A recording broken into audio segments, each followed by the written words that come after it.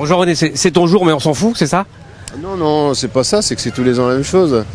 Donc on va parler de sport plutôt que mon anniversaire qui intéresse personne. Toi qui connais le vélo par cœur là, ces chutes là, tout le monde en parle mais c'est quoi le problème en fait? Bon déjà, vous n'avez pas le droit de conduire avec un téléphone et nous on a le droit de parler aux coureurs dans l'oreillette. Alors moi je supprimerai déjà l'oreillette tout de suite.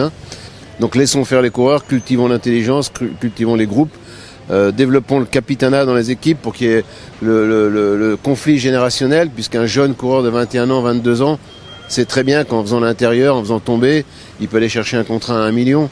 Voilà. Mais ce même coureur, 4 ans après, peut être papa et sera raisonnable. Donc il y a tout ça, ce conflit générationnel. Et donc je pense que c'est aux managers de remettre un petit peu d'ordre et je sais pas, c'est le bon sens, mais il faudrait qu'on réunisse des experts.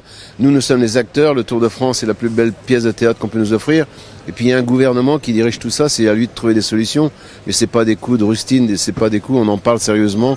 Mais je vous assure que dans le vélo, il y a le plan A pour les patrons qu'on est, le plan B, mais développer l'instant T. Et l'instant T, c'est l'intelligence du groupe, c'est développer le collectif. Et Thomas Voeckler, on lui a volé des victoires avec l'oreillette. Moi, je suis contre l'oreillette parce que c'est vraiment la force des groupes qui font rouler les watts. Alors que nous, on voudrait développer l'intelligence et quand on a des coureurs intelligents, on ne fait pas l'intérieur bêtement dans les virages.